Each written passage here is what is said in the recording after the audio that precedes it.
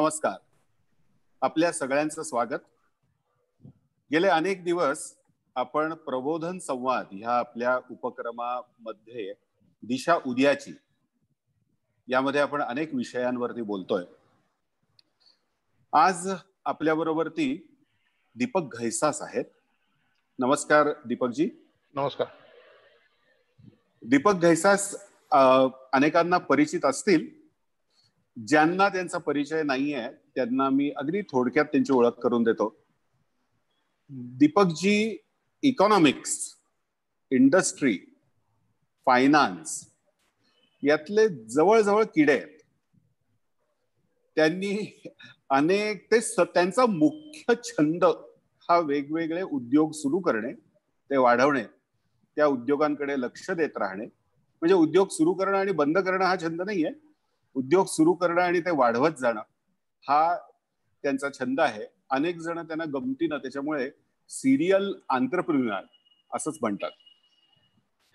दीपकजी, ह्या सगळ्या कोरोनामध्ये आणि या सगळ्या लॉकडाऊन मध्ये आम्ही सगळे आपापल्या घरात असताना अनेक जणांना जो भेडसावणारा प्रश्न आहे तो असा आहे की ह्या सगळ्यानंतर काय होणार आहे, आपलं काय होणार आहे, आपल्या आरोग्याचं काय होणार आहे, आपल्या उद्योगधंद्यांचं काय होणार आहे, हे जग कुठे जाणार आहे, माझा आत्ताचा व्यवसाय आहे त्याचं पुढे काय होणार आहे.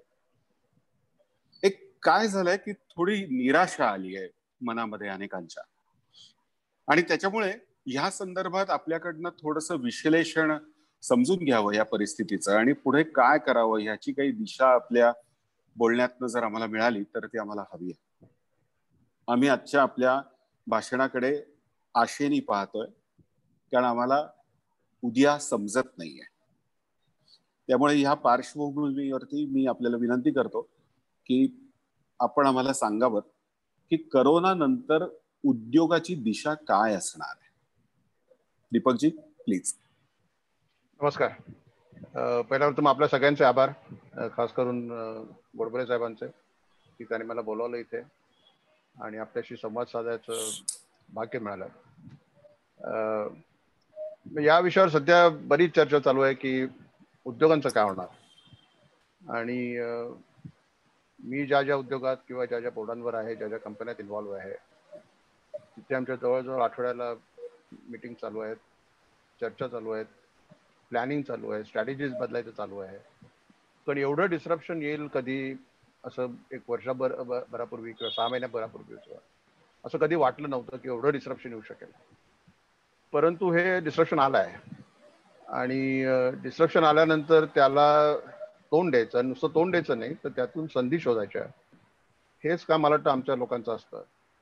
आणि त्या संधी शोधणं आणि त्यातून धंद्याचा विकास कसा करता येतं या नवीन परिस्थितीमध्ये.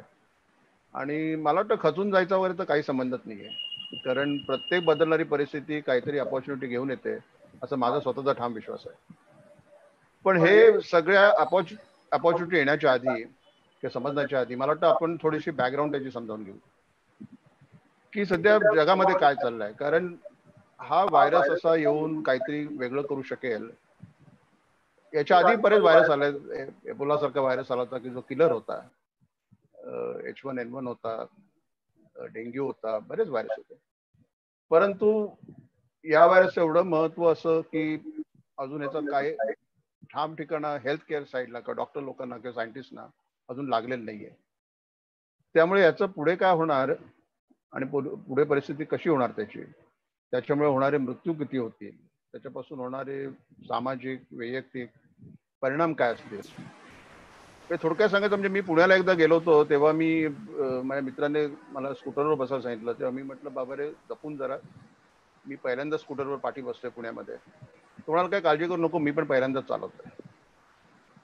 तर साधारण परिस्थिती सध्या तशीच आहे की चालवणाराही पहिल्यांदाच चालवतोय, पाठी बसणारही म्हणजे आपल्यासारखी लोकही पहिल्यांदाच पाठी बसतायत. त्यामुळे पुढे कसं जायचं याचे सध्या फक्त अंदाज बांधता येत आहे. परंतु माझ्या मते मीडियाने किंवा एकंदर जगात जो वातावरण निर्माण होत आहे त्याच्यामध्ये मला भीती जास्त दिसते. आणि भीती असणं आवश्यक आहे, फक्त ती भीती अंगात शिरता कामा नये किंवा आपल्या उद्योगात किंवा आपल्या पर्सनल लाईफ मध्ये शिरता कामा नये. त्या भीतीपासून आपल्याला काहीतरी एनकरेजमेंट घेऊन, प्रोत्साहन घेऊन पुढे जाता आलं पाहिजे. त्यामुळे पहिल्यांदा जगामध्ये परिस्थिती अशी आहे की डेव्हलप कंट्रीज म्हणजे अमेरिका, युरोप सारख्या देशांना त्याचा खूप मोठा फटका बसला आहे. हा चायनापासून सुरू झाला, जपान, साऊथ कोरिया, सिंगापूर, युरोपमध्ये आणि नंतर अमेरिकेत पोहोचला, भारतात आला. आणि त्यामुळे जो जागतिकीकरणाचे एक दुष्परिणाम ज्याला म्हणता येतील, त्या जागतिकीकरणाच्या दुष्परिणाम हा एक मोठा आहे की एवढं ट्रॅव्हल होत असताना, म्हणजे आम्ही त्याला बटरफ्लाय इफेक्ट असं म्हणतो, की बटरफ्लाय इफेक्ट मध्ये शास्त्र सांगतं किंवा थेरी अशी सांगतं की चीनमध्ये फुलपाखरू उडालं तरी त्याच्यामुळे होणारं वादळ हे अमेरिकेत पोहोचू शकतं, अशी एक संकल्पना होती. परंतु दुर्दैवाने आज वाईट अर्थाने का होईना, पण ही संकल्पना ऍक्च्युली खरी ठरली की चायनामध्ये येणारा एखादा लहानसा व्हायरस हा अमेरिकेपर्यंत पूर्ण जगामध्ये गोंधळ माजू शकतो, एक भीती निर्माण करू शकतो. आणि त्याचे परिणाम हे वैयक्तिक, सामाजिक, मानसिक अशा कितीतरी स्तरांवर होत आहेत. परंतु डेव्हलप कंट्रीचा थोडा म्हणजे युरोप आणि अमेरिकेसारख्या देशांमध्ये थोडे परिणाम त्याचे वेगळे आहेत, कारण त्या लोकांकडे रिसोर्सेस आहेत, पैसा आहे आणि त्या पैशाच्या आधारावर ते लोक बऱ्याच काही गोष्टी करू शकतात की जे भारतासारखा देश करू शकत नाही. परंतु माझ्या मते आजपर्यंत भारतासारख्या देशाने जे अचीव केलंय या बाबतीत ते मला वाटतं खूप लक्षणीय आहे. कारण जर का आपण डेथ रेट आपल्या इकडचा बघितला तर अत्यंत नगण्य आहे. इव्हन रिकव्हरी रेट आता 60% वरती गेला आहे. आणि त्यामुळे हळूहळू म्हणजे आमच्या स्वप्नशिल्पमध्ये सुद्धा पहिली जेव्हा केस आली तेव्हा सगळे अक्षरशः पॅरानॉइड होते आणि पूर्ण सोसायटी सील झाली होती 15 दिवसाकरता वगैरे. पण आता दुसरी केस आल्यानंतर त्यांनी फक्त तो मजला सील केला आणि आता होम क्वारंटाईन झालं, हॉस्पिटलायझेशनची जरुरी नाही. त्यामुळे ते जे पहिल्यांदा स्टुडंट चालवत आहेत म्हणजे गव्हर्नमेंट आणि ब्युरोक्रेसी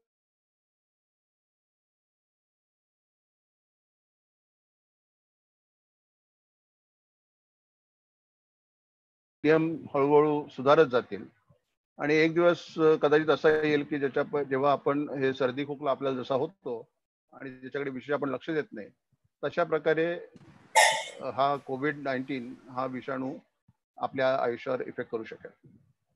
पण तो दिवस कधी येणार आहे, हा 6 महिन्यांनी येणार आहे, 10 महिन्यांनी येणार आहे की अजून 2 वर्ष चालणार आहे, हे अजून आपल्याला माहिती नाहीये. परंतु डेव्हलपिंग कंट्रीजचा एक प्रॉब्लेम असा आहे की त्यांच्याकडे रिसोर्सेस नाहीये, कॅश नाहीये, जनसंख्या खूप आहे, अनएम्प्लॉयमेंट आहे आणि भारतासारख्या देशामध्ये तर इकॉनॉमी आधीच थोडीशी कमी झालेली होती प्री कोविड आणि त्या बेसिसवर किंवा एकंदर जागतिक मंदी जी आलेली होती प्री कोविड म्हणजे 18-19 सालांमध्ये, त्या अनुषंगाने जर का भारताचा प्रॉब्लेम बघितला तो जास्त मोठा आहे. कारण आपली अनएम्प्लॉयमेंट, इकॉनॉमी याच्यामध्ये प्रॉब्लेम येत होते आणि त्याच्या एक बूस्टर एक आवश्यक होता. पण त्या बूस्टरच्या वेळेला जर का ही अशी परिस्थिती आली त्याच्यामुळे एकदम लॉकडाऊन होणं, 90 दिवस, 100 दिवस, आज 100वा दिवस आहे, 100 दिवस लॉकडाऊन असणं ही आतापर्यंत कधी न अनुभवलेली परिस्थिती आहे. त्यामुळे आत्ताच्या आपल्याकडे काय आहे, नंतर गव्हर्नमेंटचा त्याचा रिस्पॉन्स कसा देणार आहे, ग्रोथ परत रिवाईव्ह कशी करायची आपल्याला, त्याचा कॉर्पोरेट रिस्पॉन्स म्हणजे बिझनेस कडनं रिस्पॉन्स कसा येणं आवश्यक आहे किंवा येऊ शकतो, चायना इफेक्ट काय आहे आणि सेक्टर स्पेसिफिक म्हणजे इंडस्ट्री स्पेसिफिक आपल्याला काहीतरी बोलता येईल त्याच्यावर, अशा साधारण अनुषंगाने मी पुढे बोलणार आहे. पहिल्यांदा आपण मी जास्त इंडियाकडे लक्ष देणार आहे कारण इतर देशांची आपल्याला जास्त कर्तव्य नाहीये. परंतु इंडियामध्ये जर का बघितलं तर माझ्या मते बऱ्याच चांगल्या गोष्टी आपल्याकडे आहेत. म्हणजे मी जरी पहिल्यांदा म्हटलं की आपली डेव्हलपिंग इकॉनॉमी आहे आणि रिसोर्सेस कमी आहेत आपल्याकडे, तरी एक 5-6 गोष्टी माझ्या मते अत्यंत आपल्याला लाभकारक आहेत आता. आणि त्याचं पहिलं म्हणजे फूड ग्रेनचा जो स्टॉक आहे आपल्याकडे तो भरपूर आहे आणि नशिबाने येणारा आता आलेला मान्सून सुद्धा नॉर्मल असणारे अशी अंदाज आहे. त्यामुळे यावर्षी सुद्धा पीक चांगलं येईल. त्यामुळे सरकारकडे असणारा धान्य पुरवठा हा पुष्कळ प्रमाणात आहे आणि त्यामुळे भारतातला एकही माणूस हा भुकेला राहायची आवश्यकता नाहीये. कारण तेवढं धान्य म्हणजे त्याच्यामध्ये गहू तांदूळ आहेत, डाळी आहेत, तेल आहे, खाद्यतेल.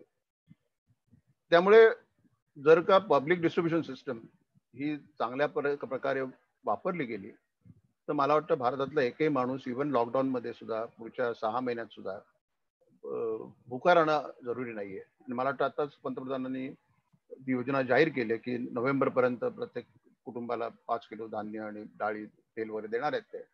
आय होप की ते ऍक्च्युली तळागाळापर्यंत म्हणजे 120 कोटी लोकांपर्यंत पोहोचत आहे. दुसरं मला वाटतं फॉरेन एक्सचेंज रिझर्व्ह जो रिझर्व्ह बँकेकडे आहे आता साधारण $475 बिलियन रिझर्व्ह आहे. हा मला वाटतं एक साधारण चांगली गोष्ट आहे की ज्याच्यामुळे भारताला एक फायनान्शियल स्टॅबिलिटी येऊ शकते. आरबीआय कडे साधारण 7 ते 8 लाख कोटीचे ऍसेट्स आहेत आणि या ऍसेटमुळे आणि फॉरेन एक्सचेंज रिझर्व्हमुळे मला वाटतं एक एक्सटर्नल फायनान्शियल स्टॅबिलिटी ज्याला आम्ही म्हणतो इकॉनॉमिक्स मध्ये ती अतिशय चांगल्या प्रकारे सध्या आहे आपल्याकडे. सरकारचे रिसोर्सेस कुठून येणार आहेत तर त्यांना लोन काढायला लागेल. पण लोन किती काढायचं तर त्याही परिस्थितीत मला वाटतं भारताची परिस्थिती खूप आशादायक आहे. कारण आतापर्यंत साधारण आपला ratio total debt to GDP ratio ज्याला आपण म्हणतो तो साधारण 75% आहे आणि बहुतांश देशांचा हा रेशो साधारण 100 ते 150% पर्यंत असतो. हे जीडीपीच्या 1.5 अमाऊंट ही त्यांनी लोन म्हणून सरकारने घेतलेली असते आणि भारताची फक्त 75% आहे. मग अजून साधारण $3 ट्रिलियन पर्यंत आपल्याला डेट काढता येईल की जेव्हा तो 150 पर्यंत जाऊ शकेल. हे लिमिट आहे आणि एक्सटर्नल डेट साधारण 20% आहे. त्यामुळे देशाबाहेरून सुद्धा अजून लोन घेणं सरकारला खूप शक्य आहे आणि रिसोर्सेस वाढवता येऊ शकते. फिस्कल डेफिसिट बघितला तर साधारण 3% पर्यंत आहे आणि आता बहुतेक सगळ्या इकॉनॉमिक्सचं एकमत झालंय की आता या परिस्थितीत जगभरामध्ये फायनान्शियल डिसिप्लिन जो पूर्वी आपल्याला करणं आवश्यक होतं की तो 3% 3.5% 3%, 3% 2.5% आणायचा तर त्याला आता सूट मिळण्याची शक्यता आहे. तो 5% पर्यंत किंवा 6% पर्यंत जरी गेला तरी जागतिक स्तरावर इन्व्हेस्टर्स हे आपल्या उद्योगांकडे काही वेगळ्या तऱ्हेने किंवा आपल्या इकॉनॉमीकडे काही वेगळ्या तऱ्हेने बघणार नाही. इन्फ्लेशन कमी आहे. महागाई मला गेल्या आठवड्यामध्ये आलेल्या माहितीनुसार साधारण निगेटिव्ह इन्फ्लेशन झालेलं आहे. ऑइल प्राइसेस अजूनही खूप कमी आहेत आणि त्या तशाच राहतील. आपण $125 पर्यंत $130 पर्यंत प्राइसेस बघितल्या त्या साधारण आता $30-40 आले आहेत. आणि मला वाटतं त्याहूनही सर्वात जास्त म्हणजे आपल्याकडे 120 कोटी मोटिवेटेड लोक आहेत की ज्याच्यामध्ये एंटरप्रेनर्स आहेत. डेमोग्राफी चांगली आहे आपली ज्याच्यामध्ये तरुण लोक भरपूर आहेत आणि एकंदर कॉर्पोरेट सेक्टर जर का आपण बघितला म्हणजे एंटरप्रेनरशिप इंडियामधली बघितली एस्पेशली कम्पेअर टू चायना तर त्याच्यामध्ये कॉर्पोरेट रिस्पॉन्सिव्हनेस जो असतो प्रतिसाद जो असतो बिझनेसकडे येणारा तो माझ्या मते आतापर्यंत खूप चांगल्या प्रकारे आलाय. म्हणजे त्याच्यात स्थलांतरित मजुरांचा संबंध असेल त्याच्यामध्ये पुन्हा चालू करायची उद्योग परिस्थिती असेल कॉर्पोरेट रिस्पॉन्स अतिशय चांगला आहे आणि the amount of donations for example corporate handed over to the prime minister's fund was really remarkable I mean as compare to any other country. आता गव्हर्नमेंटचा रिस्पॉन्स कसा असतो कसा असायला पाहिजे याच्यात की त्यांची पहिली प्रायोरिटी असते हेल्थ केअर की हेल्थ केअर त्याच्यामध्ये हॉस्पिटल्स बेड्स अवेलेबिलिटी कोणताही पेशंट उपचाराशिवाय मरता कामा नये ही एक आशा प्रत्येकाला किंवा खात्री ही असं अत्यंत जरुरी आहे. तर फायनान्शियल रिसोर्सेस लागतात आणि हा जो लॉकडाऊनचा पिरियड होता पहिला आपला 90 दिवसांचा त्याच्यामध्ये मला वाटतं गव्हर्नमेंटला लॉकडाऊन हा कोविडवरचा उपाय नाहीये. तो कोविडमुळे होणाऱ्या परिस्थितीत हेल्थ केअर करता जी परिस्थिती किंवा तयारी करणं जरुरी आहे ती मला वाटतं या 90 दिवसात करणं जरुरी होतं आणि माझ्या मते तशा प्रकारची प्रिपरेशन्स हेल्थ केअरच्या बाबतीत बऱ्याच प्रमाणात झालेले दिसतात. तशा छोट्या छोट्या बातम्या येतात की कुठे ॲम्ब्युलन्स नाही आहेत कुठे पण त्या एवढ्या मोठ्या देशामध्ये असं होणं साहजिक आहे. पण बहुतेक देशात बघितलं तुम्ही तर देशभरात तर मुंबईसारख्या ठिकाणी सुद्धा की बँड्रा सारख्या ठिकाणी त्यांनी बेड्स तयार केलेले आहेत आणि हॉस्पिटल्स अजून पूर्ण भरलेली नाहीत अजून खूप स्कोप आहे आणि नशिबाने आपल्या किंवा काही कारणामुळे व्हेंटिलेटर्स आणि याची आवश्यकता तेवढी आपल्याला लागलेली नाहीये की जेवढी पहिल्यांदा वाटत होती जेवढी अमेरिकेत फॉर एक्झाम्पल लागते. त्याच्यामध्ये मला पूर्ण माहिती आहे की कानपूरच्या IITच्या गव्हर्निंग बोर्डावर मी आहे तर आम्ही तिकडे ऍक्च्युली नवीन एक व्हेंटिलेटर इन्व्हेंट केलाय आणि हैदराबादला त्याचं प्रोडक्शन सुरू झालंय. पहिले 300 डिस्पॅच झाल्यात व्हेंटिलेटर्स आणि याची कॉस्ट साधारण बाहेरची कॉस्ट साधारण $5 लाख असेल तर आमच्या याची साधारण 1.5 ते 2 लाख रुपये आहे. म्हणजे हा उद्या एक्सपोर्ट करायची सुद्धा आपली कपॅसिटी तयार होऊ शकते. तर हा एक रिस्पॉन्स हेल्थकेअरच्या दृष्टीने पहिल्यांदा गव्हर्नमेंटला द्यायला लागतो. आणि त्यानंतर त्यांना बघायला लागतं की जे जास्त वनरेबल लोक आहेत, म्हणजे जे गरीब आहेत, ज्यांच्याकडे हातावर पोट आहे त्यांचं, अशा लोकांना पहिलं सपोर्ट करणं जरुरी आहे. आणि मला वाटतं गव्हर्नमेंटने तेही बऱ्या प्रकारे केलं आहे आतापर्यंत. निदान घोषणा तरी झाल्यात, प्रत्यक्ष ते त्यांच्यापर्यंत कसं पोहोचतं आहे, कारण आपला देश मोठा आहे, त्यामुळे प्रत्येकापर्यंत ते पोहोचणं हे मला वाटतं ही एक सामाजिक जबाबदारी आहे आपली. सरकारने त्यांचं काम करायला पाहिजे, समाजाने एन्श्योर करायला पाहिजे की परिस्थिती गरिबांपर्यंत त्याचे फायदे पोहोचत आहेत आणि त्यांना अन्नधान्य मिळत आहे, त्यांना हेल्थकेअर सिस्टम मिळते. पण हे मॉनिटर करणं आणि हा मेकॅनिझम पूर्ण इव्हॅल्युएट करणं कॉन्स्टंटली, हे सरकार बरोबरच मला वाटतं बऱ्याच आपल्यासारख्या लोकांचं म्हणजे एनजीओचं हे महत्वाचं काम आहे. आणि तेही माझ्या मते भारतात बऱ्यापैकी होत आहे. कारण पहिल्यांदा जो स्थलांतरित मजुरांचा जो प्रश्न होता, त्याच्यामुळे उद्योगांनाही त्याचा त्रास झाला होता आणि त्या मजुरांनाही त्रास झाला होता, त्यांच्या फॅमिलीजना त्रास झाला होता. परंतु माझ्या मते ती एक नीजक रिॲक्शन होती, कारण त्यानंतर साधारण 15 दिवसामध्ये मला वाटतं परिस्थिती बऱ्या प्रकारात सुधारली आणि आता मला वाटतं बऱ्या प्रकारे स्थिरस्थावर झाली आहे. आता कालच्या बातमीप्रमाणे परत हे मजूर कामगार परत मुंबईसारख्या किंवा दिल्लीसारख्या ठिकाणी यायला सुरुवात झालेली आहे आणि त्याची अत्यंत जरुरी आहे. कारण जर का उद्योग परत सुरू करणं जरुरी असेल तर हे कामगार परत येणं हे माझ्या दृष्टीने अत्यंत जरुरी आहे, आवश्यक आहे. आणि तिसरा भाग जो येतो तो सपोर्टिंग बिझनेस इंडस्ट्री. कारण जीडीपीचं जर बघितलं तुम्ही आज, तर साधारण आतापर्यंत 15% 12 ते 15% ऍग्रिकल्चर होतं, 65 ते 70% साधारण सर्व्हिस इंडस्ट्री होती आणि उरलेली 25% ही मॅन्युफॅक्चरिंग इंडस्ट्री जीडीपी मध्ये कॉन्ट्रीब्युट करत होती. आपल्या नशिबाने ऍग्रिकल्चर वर जास्त परिणाम झालेला नाही याचा, त्यामुळे ऍग्रिकल्चरचं प्रोडक्शन जे आहे, जीडीपीचं जे कॉन्ट्रीब्युशन आहे ते कमी अधिक प्रमाणात कायम राहिलेलं आहे. आणि हा मला वाटतं निसर्गाने भारताला दिलेलं आहे या काळातलं वरदान आहे की तुमचं अन्नधान्य पुरवठा आम्ही तोडणार नाही काही झालं तरी. मॉन्सून चांगला ठेव, रिझर्व्ह अन्नधान्याचे चांगले ठेव. परंतु इंडस्ट्रीला त्याच्यामध्ये मॅन्युफॅक्चरिंग येते आणि सर्व्हिस सेक्टर येते, तर त्याच्यामध्ये बघताना सरकारने काय काय करणं आवश्यक आहे की ज्यामुळे उद्योगांना त्याचा फायदा मिळेल. आणि मग आपल्याला ते 20 लाख कोटी रुपयाचं पॅकेजची घोषणा झाली. फक्त 20 लाख कोटी पॅकेजमध्ये which is suppose to be 10% of the GDP, पण त्याच्यामध्ये मला वाटतं फिस्कल मेजर्स जी आहेत ती अत्यंत महत्वाची आहे. कारण बहुतेक देशांनी हे 10% ऑफ जीडीपी जे म्हटलं आहे त्याच्यामध्ये फिस्कल मेजर्सचा 10% भाग आहे. आपल्याकडे फिस्कल मेजर्स ही फक्त 2 किंवा 3% आहे त्याच्या, म्हणजे उरलेली जे 7-8% आहे ही नॉन फिस्कल मेजर्स आहेत. आणि त्याच्यामध्ये फिस्कल मेजर्स मध्ये साधारण कॅश ट्रान्सफर्स असतात आणि मनरेगा सारख्या स्कीम्स असतात, पब्लिक डिस्ट्रीब्युशन सिस्टम, त्याच्या मागे धान्य देणं असतं की पैशाने किंवा त्याच्या काइंड मध्ये. तर हे साधारण 2.5 ते 3% आहे. आणि उरलेला जो भाग आहे which is what we call as a non spending package, त्याच्यामध्ये सरकारने एक भाग असा आणलाय की आम्ही कमी म्हणजे लघु उद्योगांना किंवा मध्यम आकाराच्या उद्योगांना कर्ज देण्यासाठी आम्ही गॅरंटी देऊ. म्हणजे गव्हर्नमेंट ऍक्च्युली पैसे देणार नाही आता तुम्हाला, परंतु बँकांना जेव्हा कर्ज द्यायची आवश्यकता असेल त्यावेळेला ते त्या कर्जाची हमी ही सरकार पुरवू शकेल आणि त्यामुळे तुम्हाला आणखीन काही ऍसेट्स तुमच्या कोलॅटरल करता द्यायला लागणार नाही, त्यामुळे कर्ज मिळणं सुलभ जाईल, असा एक आशा त्याच्यामध्ये आहे.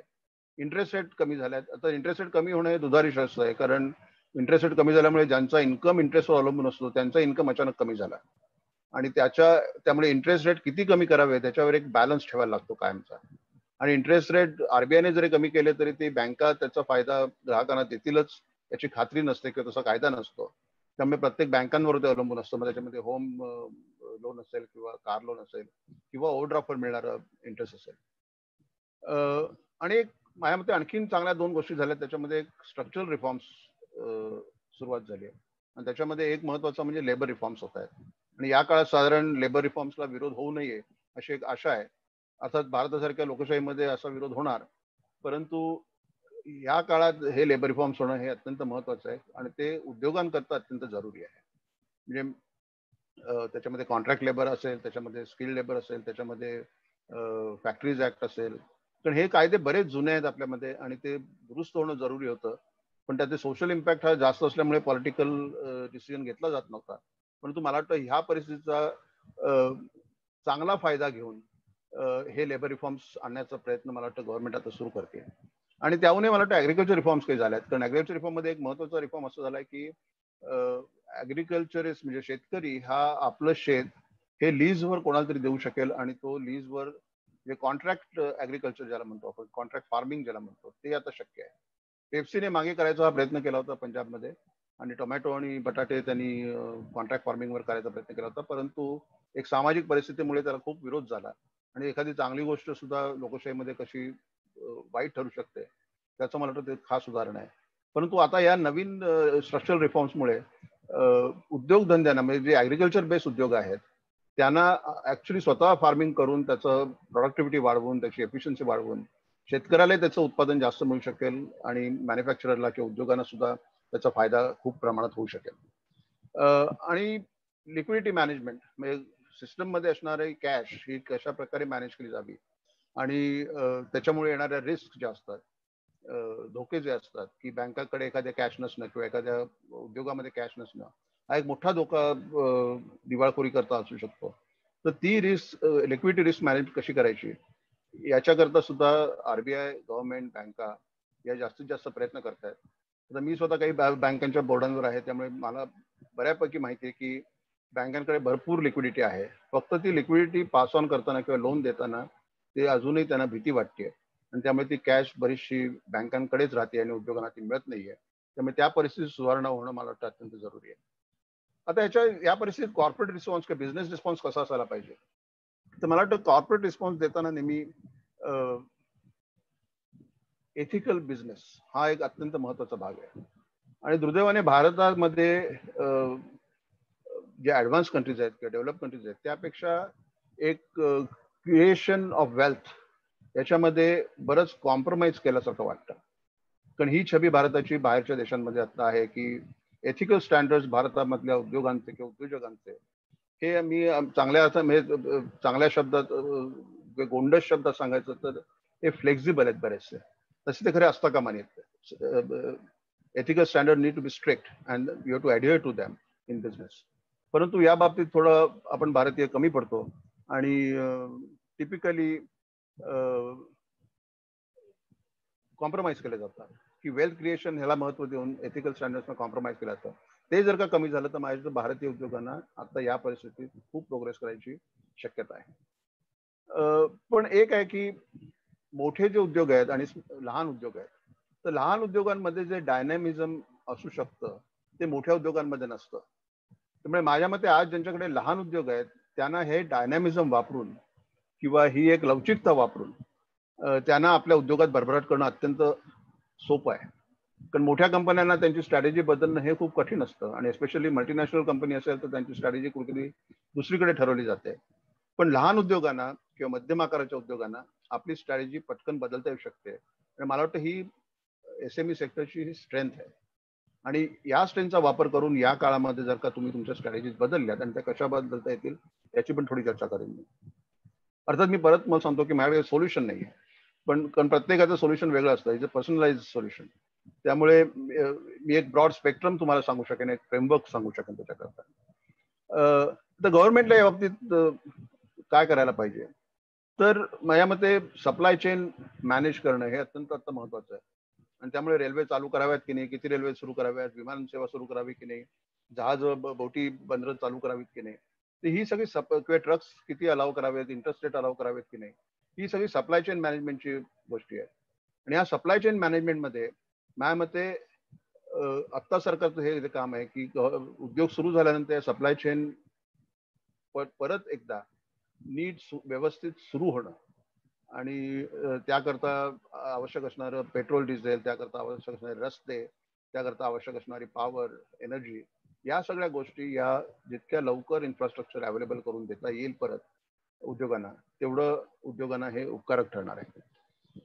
ईज ऑफ डुईंग बिझनेस अजूनही माझ्या मते भारतामध्ये हा मोठा अडथळा आहे. किंवा जेव्हा भारतीयात बाहेरून लोक इन्व्हेस्ट करायला येतात आणि आता ही आवश्यकता जास्त आपल्याला लागणार आहे तेव्हा भारताचा नंबर जरी अगदी 131व्या वरनं 96 किंवा 90 आला असला तरी सुद्धा आमच्यासारखे लोक जे बिझनेस चालवतात आम्हाला माहिती आहे की आतापर्यंत इज ऑफ डुईंग बिझनेस हे किती प्रॉब्लेमॅटिक होऊ शकतं. अजूनही भारतात त्यात खूप स्कोप आहे. उदाहरणार्थ आता कंपनी फॉर्म करणं हे पूर्वी 2-3 महिन्याचं काम होतं, आता अक्षरशः 2-3 दिवसात होतं. म्हणजे गेल्या 90 दिवसात मी स्वतः 3 कंपन्या फॉर्म केल्या आहेत आणि ते अक्षरशः ROC मध्ये म्हणजे रजिस्टर ऑफ कंपनीच्या ऑफिसमध्ये न जाता केवळ इलेक्ट्रॉनिकली मला त्या तिन्ही कंपन्या फॉर्म करता आल्या आणि ते साधारण 1-2 किंवा 3 दिवसात त्या करता आल्या. हे मला वाटतं ग्रेट अचिव्हमेंट आहे. परंतु त्याचबरोबर फाईल करायचे रिटर्न्स, येणारे इन्स्पेक्टर्स, त्याच्याकरता लागणारं कंप्लायन्स कॉस्ट, त्यांचं करप्शन, या सगळ्या गोष्टी जर का बघितल्या तर इज ऑफ डुईंग बिझनेस ह्याच्यामध्ये धंद्याकडे लक्ष देण्यापेक्षा या कंप्लायन्सकडे लक्ष देणं काही वेळेला कठीण होऊन बसतं. आणि बरेचसे उद्योजक आहे म्हणून आपला धंदा न वाढवता तो कमी प्रमाणात ठेवून आपल्याला परवडेल अशा पद्धतीने हा धंदा करायचा प्रयत्न करतात. याचं कारण जर का मी धंदा वाढवला तर मला त्रास जास्त होईल सरकारकडनं किंवा ब्युरोक्रेसीकडनं, ही एक भीती मनात असते. ही भीती जाणं माझ्या मते अत्यंत महत्वाचं आहे. भारताला एक चांगलं आहे भारताच्या उद्योगांमध्ये की भारतीय तरुण तरुणी या अत्यंत हुशार आहेत, त्यांचं टेक्निकल नॉलेज चांगलं आहे. त्यामुळे innovation, entrepreneurship, science, technology, research आणि बेस्ट प्रॅक्टिसेस याच्यामध्ये मला वाटतं भारत अत्यंत ऍडव्हान्स्ड आहे. म्हणजे कोणत्याही प्रगत देशाशी तुलना करता येईल किंवा कंकणभर जास्तही आपण असू शकू त्याच्यामध्ये. पण भारतीय लोक आज जगातले उद्योग ज्या प्रकारे सांभाळत आहेत त्याच्यावरून आपल्याला सगळ्यांना कल्पना येते की आपले पोटेन्शियल काय आहे ते. फक्त आपण त्याचा पूर्णपणे वापर करत नाही अजून, आणि तो करणं हे अत्यंत जरुरी आहे. आणि मी नेहमी सांगतो की हा एरा नॉलेज इकॉनॉमीचा आहे. त्यामुळे आपलं नॉलेज हे वेल्थ मध्ये कन्वर्ट कसं करता येईल आणि सध्याच्या परिस्थितीत त्याची अत्यंत आवश्यकता आहे की आपल्याला असलेली माहिती याचा उपयोग आपण कशा प्रकारे करून घेऊ शकू आणि त्याच्यामुळे वेल्थ कशी क्रिएट करता येईल याकडे भारतीय उद्योगांनी आता लक्ष देणं अत्यंत जरुरी आहे. पण त्याच्याच अर्थात गव्हर्नमेंटच्या दृष्टीने इज ऑफ डुईंग बिझनेस करणं जरुरी आहे आणि भारतीय उद्योगांनी एथिकल स्टँडर्ड्स अजून स्ट्रिक्ट करणं जरुरी आहे. आता बरेचदा MSME म्हणजे मायक्रो स्मॉल मीडियम सेक्टर उद्योगांचा, कारण हा कोणत्याही देशात हा अर्थव्यवस्थेचा एक कणा असतो. म्हणजे एम्प्लॉयमेंट जनरेशन, वेल्थ क्रिएशन याच्या दोन्हीमध्ये MSME सेक्टर हा महत्वाची अत्यंत भूमिका बजावत असतो. आणि आत्ताचा सर्वात मोठा फटका हा MSME सेक्टरला बसलाय, त्या उद्योगांना बसलाय. जे लोक लहान उद्योग आहेत, मध्यम आकाराचे उद्योग आहेत, त्यांना मोठा फटका बसलेला आहे. तर मला वाटतं 2-3 गोष्टी आपल्याला करायला लागतील. एक उद्योगांना सुद्धा, जसं मी मगाशी म्हटलं की आपल्याकडे साधारण स्मॉल स्केलवर एखादा धंदा सुरू झाला की तो मिडियम स्केलला येणं जरुरी असतं आणि मिडियम वरनं लार्ज स्केलला जाणं जरुरी असतं. मग तो ऑर्गॅनिक ग्रोथ मधून असेल किंवा इनऑर्गॅनिक ग्रोथ मधून असेल. परंतु आपली एक साधारण मानसिकता अशी असते, साधारण मराठी लोकांना हा दोष दिला जातो की आमच्याकडे शाखा नाहीत त्यामुळे आमचं एकच दुकान आहे वगैरे असं. पण साधारण मला वाटतं भारतीय लोकांची एक संकल्पना आहे की माझा मीडियम स्केल असेल तर तो मीडियम स्केल ठेवायचाच मी प्रयत्न करतो, मी लार्ज स्केल बनवायचाच प्रयत्न करत नाही. त्यामुळे भारतीय कंपन्या जागतिक स्तरावर पोहोचू शकत नाही आणि त्याचा साहजिक दुष्परिणाम असे होतात की तुमची क्वालिटी, तुमची क्वांटिटी, इकॉनॉमिक्स ऑफ क्वांटिटी याच्यामध्ये आपण जागतिक स्तरावर कॉम्पिट करू शकत नाही, त्या स्पर्धा होऊ शकत नाही आपली. आणि that is one of the reasons why China और कोरिया और तैवान और इवन सम जर्मनी और युनायटेड स्टेट्स यासारखे देश हे पुढे जातात, कारण त्यांच्याकडच्या लहान कंपन्या कधी लहान राहत नाही, त्या लहान मधनं मध्यम मधनं मोठ्या होतात. आपल्याकडे हा इफेक्ट दिसत नाही, कॉमनली दिसत नाही किंवा जनरली दिसत नाही की आपल्या उद्योजकांना आपले उद्योग लहान ठेवणंच आनंद असतो, त्याच्यामध्ये समाधान असतं म्हणा किंवा भीती असते म्हणा. पण इकॉनॉमीच्या दृष्टीने किंवा उद्योगांच्या दृष्टीने ते उद्योग सतत वाढणं हे अत्यंत महत्वाचं असतं. त्यामुळे रिझर्व्ह बँकेने, आज मी बघितलं की रिझर्व्ह बँकेने किती प्रयत्न केला तरी साधारण MSME सेक्टरमध्ये बँकांकडनं 11 लाख कोटी रुपयाचं क्रेडिट MSME सेक्टरला मिळतं, पण त्यांचे एकंदर रिक्वायरमेंट 33 लाख कोटीची आहे. म्हणजे साधारण 2/3 क्रेडिट हे लहान उद्योगांना हे नॉन बँकिंग सेक्टरकडनं येतं. मग त्याच्यामध्ये सावकार असतील, त्याच्यामध्ये ग्रामीण बँका असतील, पतपेढ्या असतील. त्यामुळे RBIने कितीही प्रयत्न केला तरी सुद्धा they can influence only 1/3 finances of MSME. त्यामुळे MSME ला जरी जास्त पैसे हवे असतील तरी ते RBI कडनं याच्याऐवजी हे इतर भागातनं जास्त येतात. त्यामुळे RBIचा कंट्रोल किंवा एक बेनिफिट द्यायची त्यांची इच्छा असली तरी सुद्धा MSME सेक्टरला तेवढा त्यांना बेनिफिट देता येत नाहीये. MSMEचा आणखीन एक प्रॉब्लेम असा आहे की बॅड लोन्स त्यांची किंवा NPA, नॉन परफॉर्मिंग ऍसेट्स, हे खूप जास्त प्रमाणात आहे आणि त्यामुळे बँकाही त्यांना कर्ज द्यायला घाबरतात किंवा कचरतात. आणि हे मला वाटतं कमी होणं जरुरी आहे. आणि त्याच्याकरता मला वाटतं या नवीन पॅकेजमध्ये जी बँक गॅरंटी हा प्रकार आलेला आहे. परंतु प्रत्यक्षात जेव्हा आम्ही हा प्रयत्न केला त्यावेळेला असं लक्षात आलं की गव्हर्नमेंट बँक गॅरंटी देत असली तरी सुद्धा बँका डायरेक्टर्सकडनं पर्सनल गॅरंटी अजूनही मागतायत. मला वाटतं ते त्याच्यामध्ये सुधारणा, त्या मानसिकतेमध्ये सुधारणं जरुरी आहे. कारण परत जर का डायरेक्टर्सना पर्सनल गॅरंटी द्यायला लागत असेल तर गव्हर्नमेंटच्या गॅरंटीचा प्रॅक्टिकली काही उपयोग होणार नाही. त्यामुळे ती मला वाटतं व्यवस्था प्रॅक्टिकली प्रॅग्मॅटिकली कशी सुधारता येईल हे बघणं अत्यंत जरुरी आहे. दीपकजी, हांजी. दीपकजी, तुम्ही आतापर्यंत खूपच सविस्तर विश्लेषण केलं की काय परिस्थिती आहे, गव्हर्नमेंटनी काय करायला पाहिजे, रिझर्व्ह बँकेची काय परिस्थिती आहे, आता बँका म्हणजे आता जो आपला स्टिम्युलस दिलेला आहे त्याचं काय होत आहे, लिक्विडिटी असली तरी सगळेजण करतायत, ईज ऑफ बिझनेसनी काय होत आहे. आता सर प्रश्न असा आहे सगळ्यांच्या मनामध्ये की हे सगळं असं आहे, मी गव्हर्नमेंट नाही, मी काय करायचं ठरवू शकत नाही, मी बँक नाही, मी काय करायचं ह्याच्याबद्दल मला उत्सुकता आहे. मी एक उद्योजक आहे, मला मान्य आहे की मी फार जागतिक स्तरावर जाणारा उद्योजक नाही, मला मान्य आहे. मी मीडियम स्केलवाला उद्योजक आहे. आज ह्या सगळ्यामध्ये मला आशेचा किरण मी कुठे शोधायचा, हा मला प्रश्न आहे. ह्याविषयी तुमच्या ह्या जो व्यापक अनुभव आहे त्याच्यातनं काही सांगू शकाल का, आणि आता कसा शोधू? मी आता एक 2-3 उदाहरणं देतो तुम्हाला. हो. की मी जसं म्हटलं की गेल्या 90 दिवसात मी 3 कंपन्या फॉर्म केल्या. हो. तर 3 कंपन्या फॉर्म करण्यामध्ये एक कंपनी धुळ्याच्या एका माझ्या मित्राची आहे, संग्राम लिमे नावाचा मुलगा आहे. आणि त्याने तो आर्किटेक्ट आहे स्वतः, त्याची बायको आर्किटेक्ट आहे आणि त्यांचा फर्निचरचा बिझनेस आहे, मोठा बिझनेस आहे. आणि त्याने आता डॉक्टरांकरता किऑस तयार केले आहेत की डॉक्टरांना सेफली या परिस्थितीमध्ये पेशंटला एक्झामिन कसं करता येईल. आणि ते त्याने तो उद्योग सुरू केलाय. त्याचं त्याने पेटंट मिळवलंय, त्याचं त्याने डिझाईन रजिस्टर केलंय, ब्रँड रजिस्टर केलाय आणि आता त्याचं मार्केटिंग मोठ्या प्रमाणात तो करतोय. आणि आता ही जी फिवर क्लिनिक्स महाराष्ट्रामध्ये होत आहेत तर त्याच्यामध्ये या अशा किऑसचा उपयोग करून डॉक्टर आणि पेशंट दोघांनाही सेफ्टी कशी मिळू शकेल. पॉइंट इज की आता या परिस्थितीच्या ऐवजी जर का आधीची परिस्थितीमध्ये असं काही प्रॉडक्ट आलं असतं बाजारात तर ते जास्त तग धरू शकलं नसतं. पण आता त्याची गरज आहे. त्यामुळे आता जी पेन पॉईंट आहेत आता लोकांचे ते सॉल्व्ह करताना मला त्यांनी त्याच्या प्रॉडक्टमध्ये बदल केला. ते फर्निचर तयार करताना त्याला जर का आता डिमांड नव्हती तर आत्ता डिमांड कशाला येऊ शकेल याच्यावर त्याने संशोधन केलं आणि या किऑसची निर्मिती केलं. हे करत असताना त्या लक्षात आलं की डेंटिस्टची रिक्वायरमेंट वेगळी आहे, ENT स्पेशालिस्टची रिक्वायरमेंट वेगळी आहे, अनेस्थेशिया देणाऱ्या डॉक्टरची रिक्वायरमेंट वेगळी आहे. त्यामुळे त्यांच्याकरता त्यांनी असे मिळून त्यांनी आता 10 प्रोडक्ट बाजारात आणले आणि त्याची डिमांड ही खूप चांगल्या प्रमाणात वाढते. दुसरी अगदी लहानशी गोष्ट म्हणजे आमच्या एका आणखीन मित्राने अमोल पाध्ये म्हणून आहे, त्याने पायाने दाबायचं नळ बनवायला सुरुवात केली. त्याचा बिझनेस वेगळा आहे, पूर्ण हायड्रोलिक पंपचा त्याचा बिझनेस आहे आणि पिस्टन तयार करतो तो. पण याला आता डिमांड नाहीये हे ते लक्षात आल्यानंतर आता कशाची आवश्यकता असेल ते कोणत्याही सार्वजनिक ठिकाणी किंवा हॉटेल्समध्ये रेस्टॉरंट्समध्ये हे पायाने दाबायचं नळ अत्यंत महत्वाचं आहे, जेणेकरून तुमचा हात त्या नळाला लागणार नाही आणि त्यामुळे हे कंटेजियस होणार नाही किंवा कोविडचा प्रसार थांबू शकेल. आणि त्याची अचानक डिमांड एवढी वाढली की आता मोठ्या मोठ्या कंपन्या म्हणजे जगवार सारख्या कंपन्या सुद्धा अशी प्रॉडक्ट घेऊन आता बाजारात यायला लागली.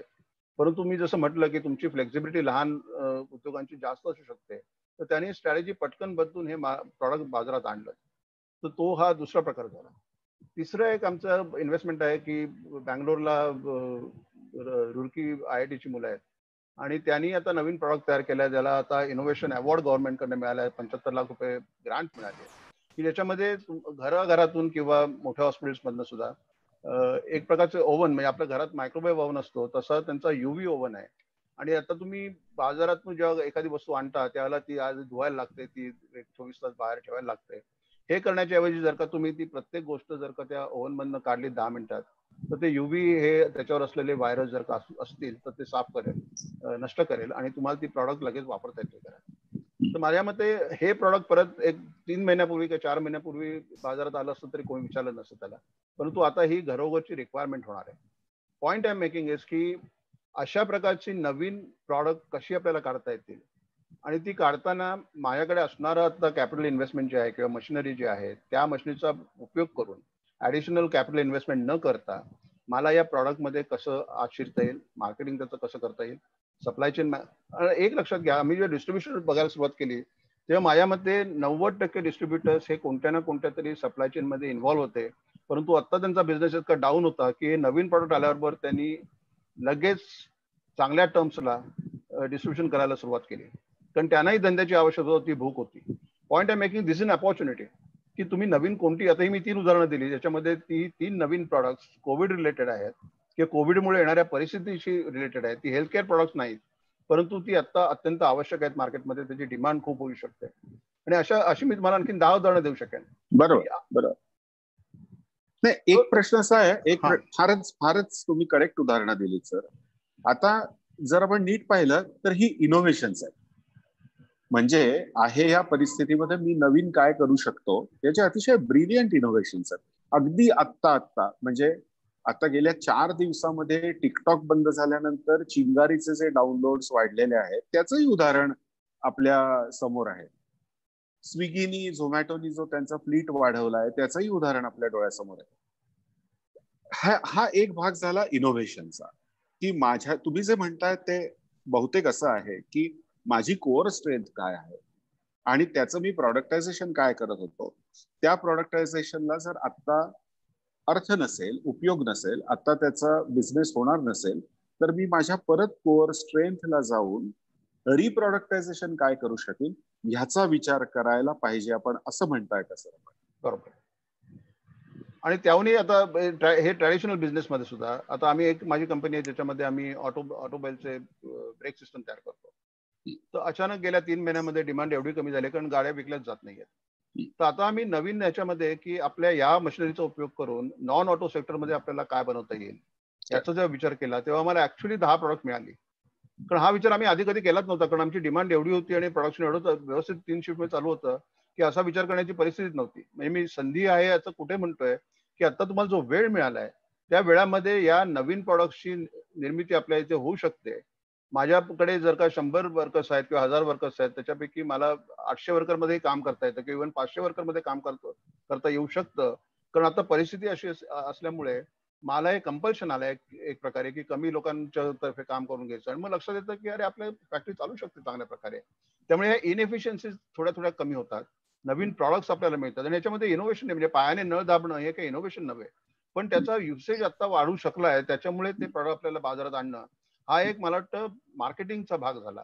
आणि तो जर का तुम्हाला समजला तर मला वाटतं कोणती कॅपिटल ऍडिशनल इन्व्हेस्टमेंट न करता आपल्याला हे प्रॉडक्ट आणता येतील. किंवा आपण ज्या सेक्टरमध्ये आहोत एकाच सेक्टरमध्ये ऑटो सेक्टर असेल, कारण ऑटो सेक्टर सायकल्स असतात त्याच्या, आणि जर का मला नॉन ऑटो सेक्टरमध्ये जायची याच्यामुळे संधी मिळत असेल तर माझ्या मते ती संधीचा लाभ घेणं आणि आपला उद्योग आणखी वाढवणं हे अत्यंत महत्वाचं आहे. कारण तसा विचार होणं जरुरी आहे. सर, एक फार महत्वाचा मुद्दा आता आपण मांडलाय तो असा आहे की काय करायचं हे शोधताना काय होणार नाही याचं एक भान असावं. बरोबर. नाहीतर अनेकदा हे करतात लोक की अरे चला आत्ता नाही ना होईल, एका महिन्याने होईल, एका महिन्याने नाही ना 2 महिन्याने होईल. आणि तो पुला म्हणजे अनेकदा जसं शेअर मार्केटमध्ये म्हणत जातो, म्हणजे येस बँकेचं जसं उदाहरण दिलं जातं की अरे नाही आत्ता होईल, मग होईल, थोड्या वेळाने होईल, असं करत अनेक माणसांचे पैसे बुडले. तसं पण अनेक बिझनेसेसचं गेल्या 3-4 महिन्यात झालेलं दिसतंय.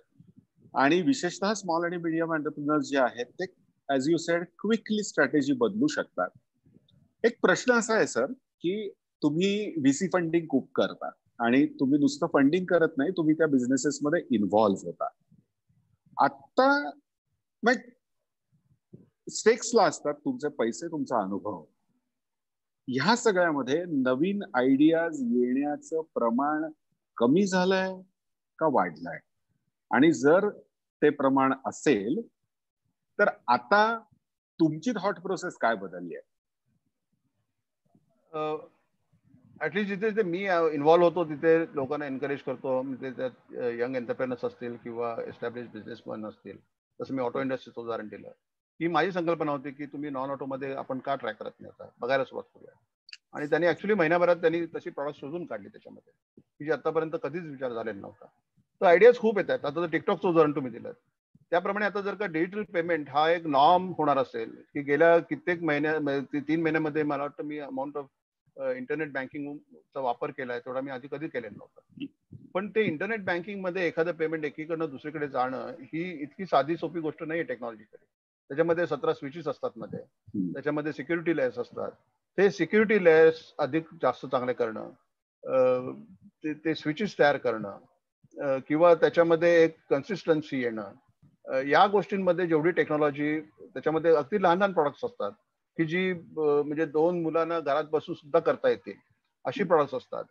आणि आता ते जास्त आयडियाज बनतायत त्याच्या, कारण लोकांना भरपूर वेळ येतात ते करायला, त्याच्यावर विचार करायला.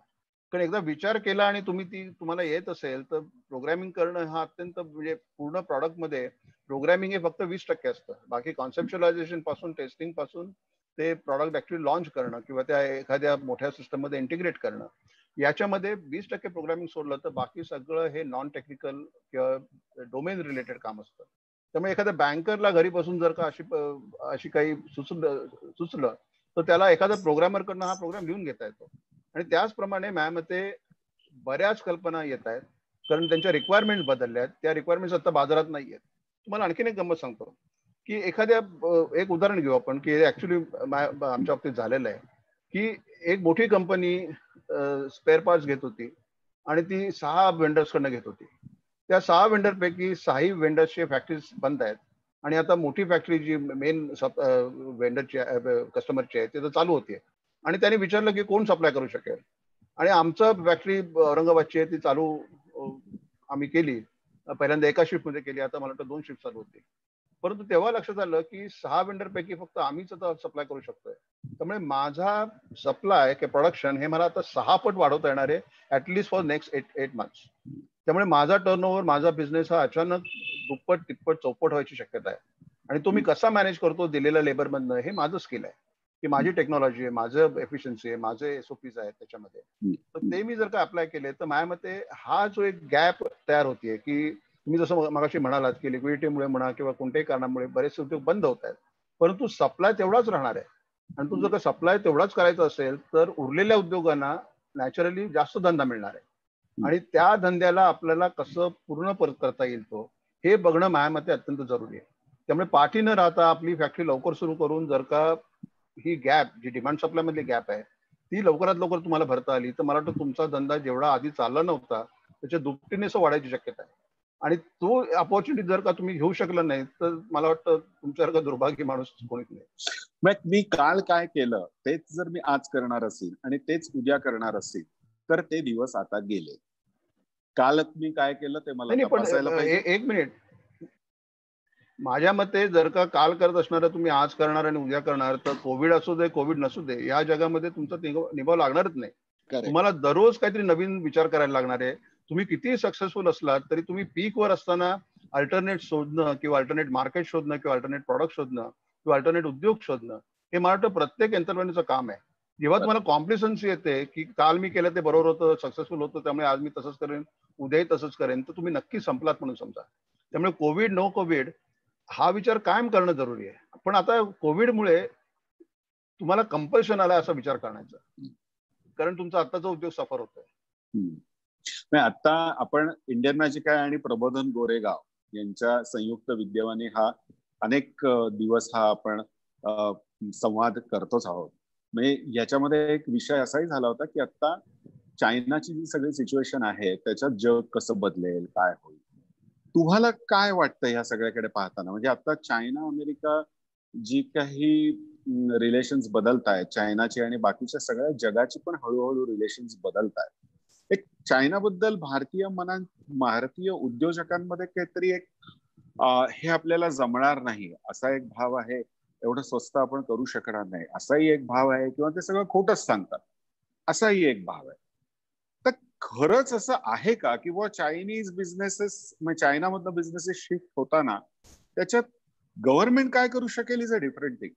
मी एक उद्योजक म्हणून काही अपॉर्च्युनिटीज खेचू शकतो का, आणि जर खेचू शकत असेल तर त्या मी कशा शोधायच्या, काय वाटतं तुला? एक तर माझा स्वतःचा अनुभव असा आहे की एखाद्या देशाविषयी आकस निर्माण होणं किंवा आता कोविडमुळे जे अमेरिकेत, युरोपमध्ये, भारतामध्ये जे चीन विरोधी वातावरण तयार झालंय हे माझ्या मते अजून एक 6-8 महिने टिकेल. कारण शेवटी धंदे जेव्हा आपण करतो, जेव्हा धंदा करत असतो, उद्योग करत असतो, त्यावेळेला शेवटी मला कॉस्ट, प्राइस, फिजिबिलिटी, माझ्या उद्योगाचं प्रॉफिट, या सगळ्या गोष्टी बघायला लागतात. त्यामुळे हा जो एक मानसिक एक वेव असते असंतोषाची, ती साधारण एक 60 महिने टिकेल आणि 8-9 महिन्यानंतर परत चायनाकडनं प्रॉडक्ट यायला सुरुवात होईल. कारण चायनाही तो प्रयत्न करणार आहे काही ना काही करून. परत ट्रम्प परत येईल की नाही अमेरिकेत या नोव्हेंबरच्या निवडणुकीला आपल्याला माहिती नाही. बरोबर बरोबर. त्यामुळे त्याचा परिणाम आणखीन वेगळा असू शकेल. परंतु माझ्या मते ही एक विंडो 8-9 महिन्याची आपल्याला मिळाली आहे. आणि this is the time to enter those industries where China was supply. कारण आता जर का तुम्ही तुमचं प्रॉडक्ट जरी 15% जास्त महाग असेल आणि ते घेऊन तुम्ही गेलात एखाद्या अमेरिकन कंपनीकडे की तुम्हाला आतापर्यंत चायनीज प्रॉडक्ट येत होतं, आता आम्ही सप्लाय करायला तयार आहोत तुम्हाला, तर मला वाटतं तुम्हाला 15-20% प्राइस ऍडव्हान्टेज सुद्धा मिळायची शक्यता आहे. कारण ती एक मानसिकता आता तयार आहे, ही विंडो आहे तुमच्याकडे. कारण प्रत्येक जणाला असं वाटतंय की हा रोग आणि आमचं सगळं सफरिंग आहे ते चायनामुळे झालंय, त्यांनी जर का काळजी घेतली असती तर आम्हाला सफर करायला लागलं नसतं. So let's punish them. हा जो एक प्रकार मानसिकता आहे ती आता उपयोगात आणता आपल्याला कशी येईल, आणि त्याकरता भारतीय उद्योगांना मोठी संधी आहे माझ्या मते. परंतु त्यांना पण 2-3 काळजी करायला लागेल की क्वालिटी, कारण आपल्याकडे बऱ्याचदा क्वालिटी कॉम्प्रोमाइज केली जाते, एथिक्स कॉम्प्रोमाइज केले जातात, तर ते न करणं आणि आता त्यांच्याच तोडीचा किंवा त्यांच्यापेक्षा सरस क्वालिटीचा माल जर का आपण सप्लाय करायला सुरुवात केली. कारण एक लक्षात घ्या की वर्षभरापूर्वी चायनीज ज्यांना सप्लाय करत होते ते लोक कस्टमर्स हे इतर देशांकडे बिलकुल बघत नव्हते.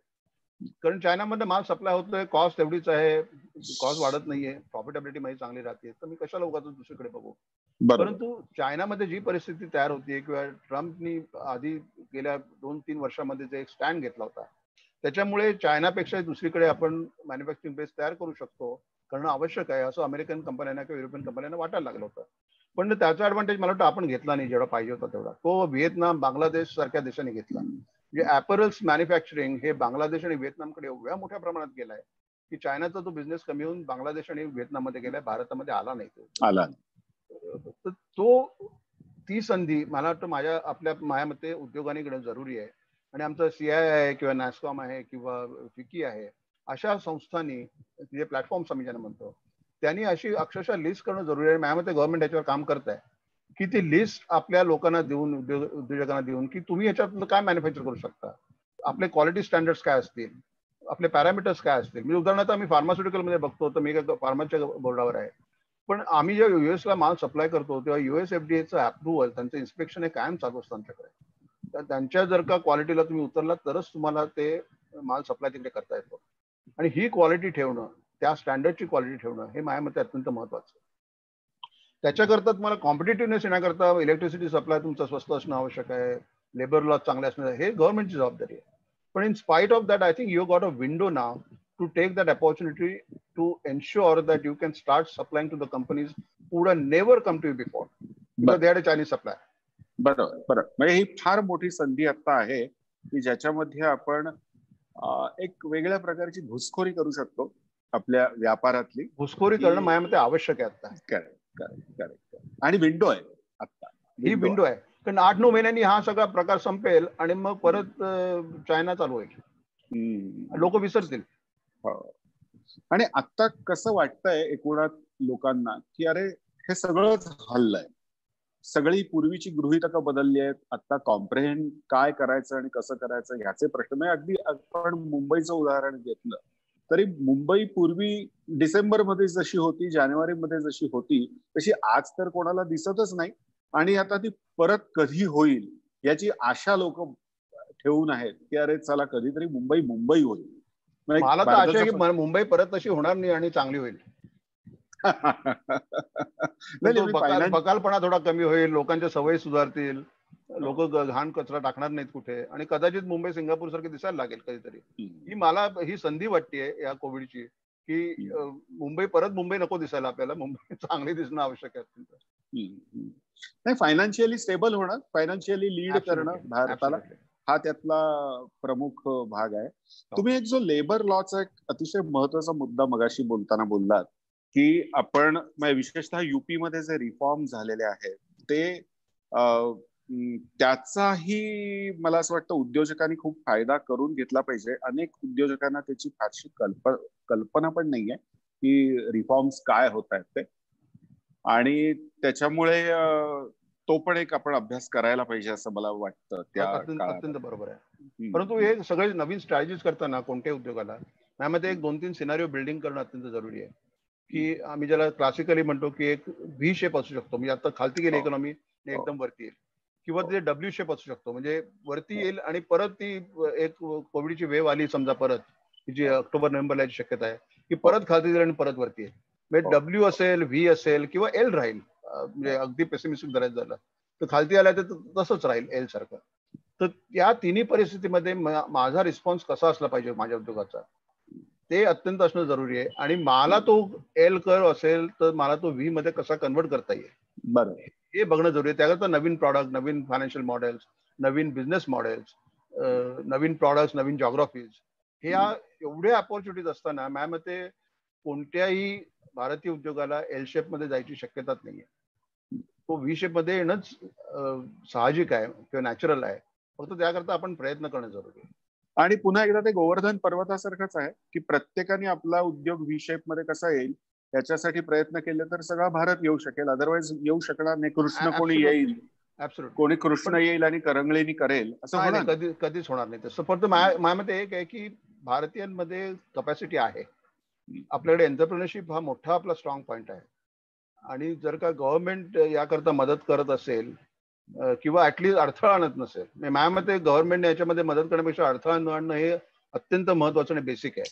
आणि त्याहून पुढे जाऊन जर का मदत करत असेल तर त्याहून सोन्याहून पिवळं झालं. परंतु भारतीय उद्योजकांमध्ये या परिस्थितीवर मात करून पुढे आणखीन इकॉनॉमी वाढवायची किंवा जीडीपी ग्रोथ परत 7%, 8%, 9%वर न्यायची, ही पूर्ण कपॅसिटी आहे. आपल्या पॅनलिस्ट आहेत राजश्री मॅडम.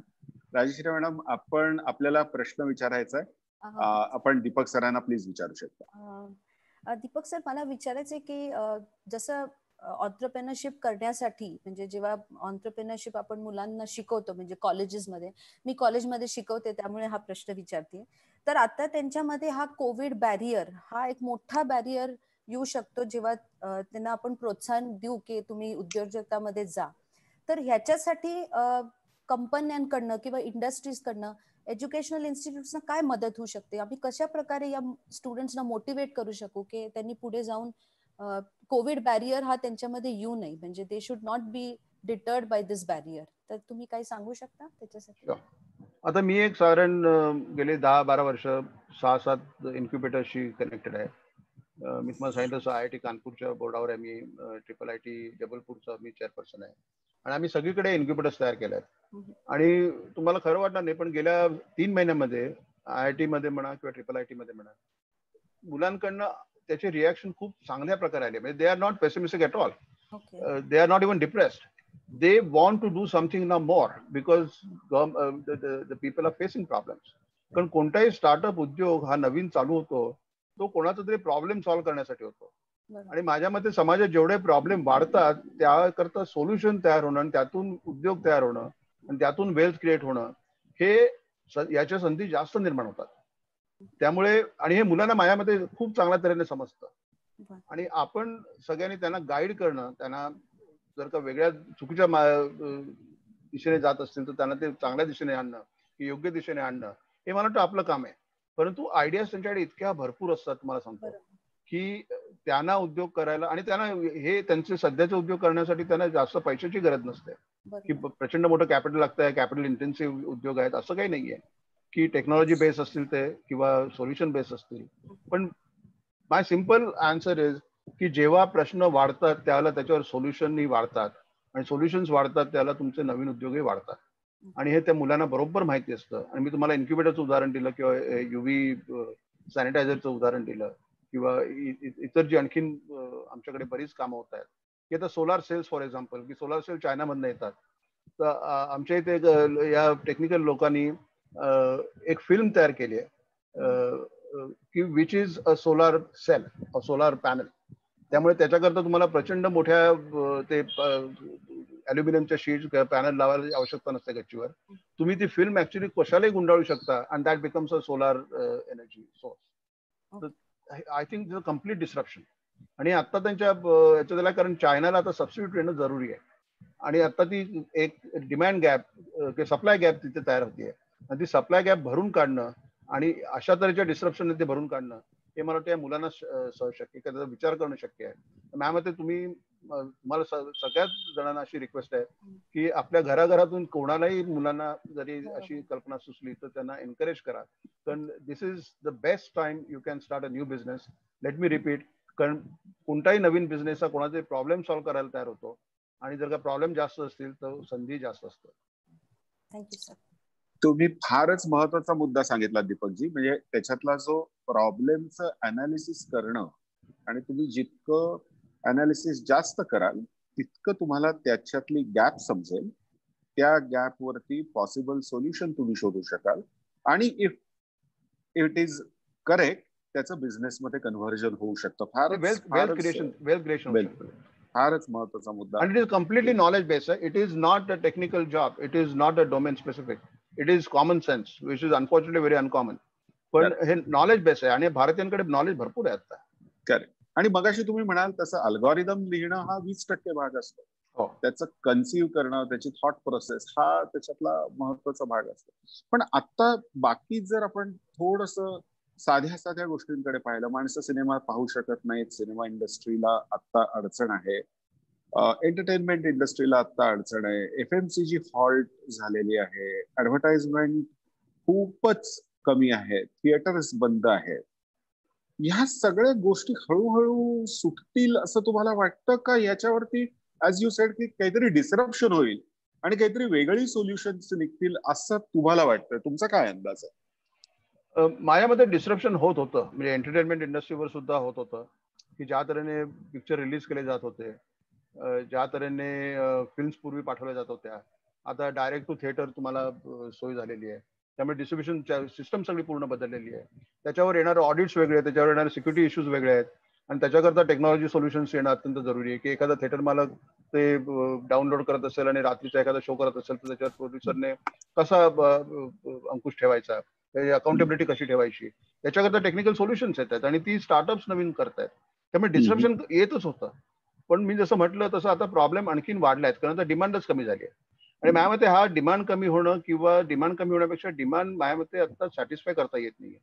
त्यामुळे बिझनेस मॉडेल किंवा डिलिव्हरी सिस्टम चेंज करणं आपल्या गोष्टीची, प्रॉडक्टची, हे अत्यंत महत्वाचं आहे. उदाहरणार्थ तुम्ही आता पार्ल्यात आमच्या रेस्टॉरंट घेतली तर पार्ल्यात रेस्टॉरंट बंद होती, पण अचानक जेव्हा गव्हर्नमेंटने अलाउ केलं त्याने सगळ्यांनी होम डिलिव्हरी चालू केली. आणि एनिवे घरात लोक स्वयंपाक करून करून कंटाळली होती आणि त्यांना बाहेरचं काहीतरी येणं आवडलं असतं खाणं, आणि अशाला रेस्टॉरंट न करता त्यांनी डिलिव्हरी सिस्टम चालू केली. पण याचा दुसरा फायदा असा आहे की आता माझ्याकडे जर का स्वयंपाक कला असेल आणि माझे पैसे नसतील की एखादं रेस्टॉरंट घेऊन मला ते चालू करता येईल, पण home delivery is a better way of delivery system of your product. रेस्टॉरंटमध्ये येऊनच सगळ्यांनी डायनिंग करायला पाहिजे असं नाही, तर त्याच्याकरता होम डिलिव्हरी होऊ शकते. आणि आज मुंबईत अशी परिस्थिती आहे माझ्या मते की दारूचे भाव एवढे वाढले आहेत की तुम्हाला बाहेर जाऊन बारमध्ये एखाद्याला एंटरटेन करणं किंवा गाडी घेऊन जाणं, तिथे पार्किंग शोधणं, मग त्या रेस्टॉरंटमध्ये लाईन लावणं वगैरे वगैरे जे प्रकार होतात, त्यापेक्षा बऱ्याच जणांचा कल आता असा होत चालला होता की मी घरीच एंटरटेन करेन, बाहेरून फूड मागवेन, होम डिलिव्हरी घेईन. आणि तो मला वाटतं आता तुम्हाला कंपल्सरी होणार आहे की आता तुम्ही रेस्टॉरंट चालूच नसतील जर का. So point I making is की ज्यांना रेस्टॉरंट बिझनेस सध्या चालू होता त्यांना तर होम डिलिव्हरी हे डिलिव्हरी मेकॅनिझम चालू करणं जरुरी आहे. आणि ज्यांना हे शक्य नव्हतं रेस्टॉरंट काढणं पण त्यांच्याकडे कला होती ती, त्यांनाही रेस्टॉरंट काढणं तर शक्य आहे किंवा हे व्यवसाय त्यांना शक्य आहे. So point I'm making is again कि this disruption will increase or enhance the opportunities for those who were not even in that business. आणि तेच एंटरटेनमेंट मध्ये होणार आहे. मी बरेच वर्षापूर्वी सांगतोय की घरात टेलिव्हिजन हळूहळू निघून जातील आणि अजून पुढची पिढी आली की ते निघून जातील. महत्व कुठे येईल की जे गोडबोले साहेब करतायत ते की content creation is going to be important. आणि आता नेटफ्लिक्स बघा तुम्ही किंवा इतर जे आणखी नवीन चॅनल्स तयार होत आहेत अमेझॉन सारखे, त्यांच्यामध्ये कंटेंट रिलीज करणं आणि ते तुम्हाला पाहिजे ते तुम्हाला बघता येतील. कारण हे आता नवीन पिढीची रिक्वायरमेंट ही आहे की मी संध्याकाळी 8ला टीव्ही समोर बसणार नाही. Why should I set? Who controls my evening? I would control my evening. So I will watch program whenever I want. हे डिस्ट्रप्शन येत चाललं होतं आणि आता ते जास्त प्रकाशाने तुम्हाला त्याची घाई असेल ते करायची, कारण मी कंटेंट क्रिएट करून ते रिलीज करणं आणि ज्या लोकांना जेव्हा बघायचं त्यांनी ते पैसे देऊन बघणं, त्याकरता थिएटरमध्ये जायची आवश्यकता नाहीये, ते बघता येईल मला. हे डिस्ट्रप्शन येत होतं. मला माझ्या मते या डिस्ट्रप्शनला आता याच्यामुळे चालना मिळणार आहे आणि लोकांची एक मानसिकता याच्यामुळे बदलत जाणार आहे. म्हणजे रिटेल इंडस्ट्रीमध्ये सुद्धा तोच भाग आहे की मी शॉपर्स क्लबच्या बोर्डावर आहे फॉर एक्झाम्पल, आणि सगळ्या रिटेल इंडस्ट्रीचा भारतातल्या साधारण 70 ते 80% बिझनेस गेल्या 3 महिन्यात खालती आलाय. आता आम्हाला आशा अशी आहे की ऑक्टोबर, नोव्हेंबर, डिसेंबर या क्वार्टरमध्ये क्रिसमस आणि दिवाळी एकत्र आल्यानंतर तोपर्यंत जर का परिस्थिती सुधारली तर लोक मॉलमध्ये जायला लागतील. आणि चांगली न्यूज त्यांच्याकरता अशी आहे की सिंगापूरला आता गेल्या आठवड्यामध्ये जेव्हा त्यांनी सुरू केलं मॉल्स आणि restaurant, every mall and every restaurant was packed. कारण लोक अशी म्हणजे काय बंद वाफेसारखी होती की एकदा झाकण काढल्यावर सगळी लोक अशी फुटली अक्षरशः घराघरातून आणि त्या रेस्टॉरंट आणि मॉलमध्ये गेली. हे कोविड करता चांगलं आहे वाईट आहे हा भाग वेगळा झाला, परंतु मानसिकता लोकांची जे आपल्याला मिळत नाहीये ते मिळवण्याची जास्त असते की तुम्हाला आता पर्चेसिंग करता आलं नाही, तुम्हाला मॉलमध्ये जाता आलं नाही, तर जेव्हा अलाउ करतील त्यावेळेला मला वाटतं जसं दारूच्या दुकानात तुम्ही बघितलं काय झालं ते तशीच परिस्थिती मला वाटतं मॉलमध्ये येणार आहे. So we are preparing for that, we are stocking for that day when it will come, and I think that is a strategy, that is a V curve I am talking about. बरोबर. मला असं वाटतं की आपण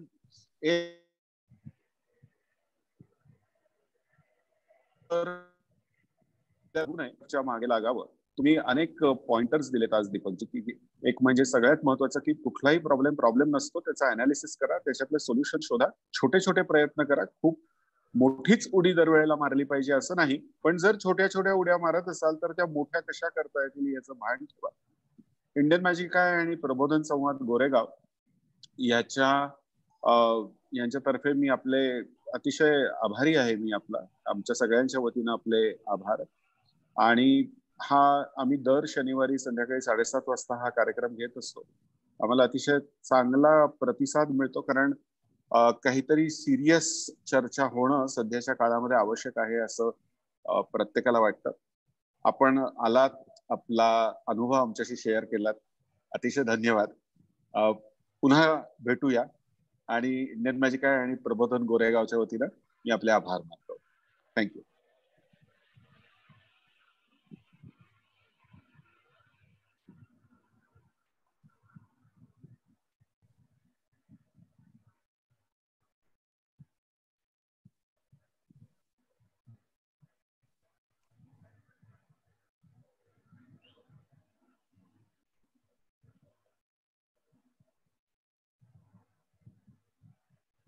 अनुभव आमच्याशी share केलात, अतिशय धन्यवाद.